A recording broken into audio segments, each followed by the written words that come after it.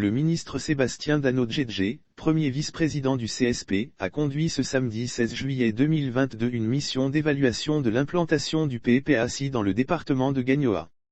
L'ex-ministre ivoirien de la Réconciliation nationale était accompagné par la camarade Ulrich Tinadeoach, responsable de la Ligue des jeunes en charge de la solidarité et des actions sociales.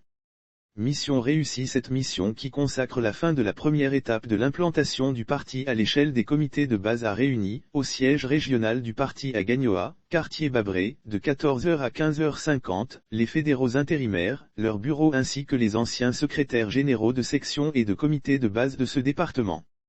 Au total 12 fédéraux intérimaires sur 13 que compte le département de Gagnoa se sont succédés à la tribune pour exposer sur l'état de leur fédération, notamment sur le nombre de comités de base effectivement installés, le nombre de militants enrôlés et les difficultés rencontrées sur le terrain. Ils ont ensuite fait des propositions de découpage des sections avant de remettre à la délégation les documents afférents. Il ressort de ces exposés que seulement 2 fédérations n'ont pas atteint l'implantation de 100% des 64 comités de base statutaires.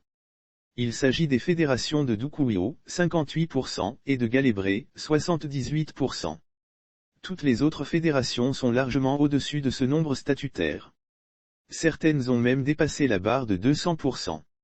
C'est le cas des fédérations de Gagnoa commune, 306%, Gagnoa sous-préfecture, 263%, et Guibéroua, 219%, qui ont proposé un découpage de leur fédération.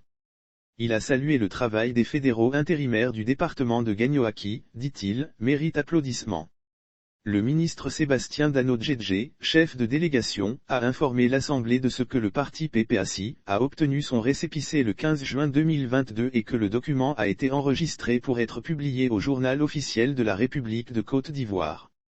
Il a salué le travail des fédéraux intérimaires du département de Gagnoa qui, dit-il, mérite applaudissements.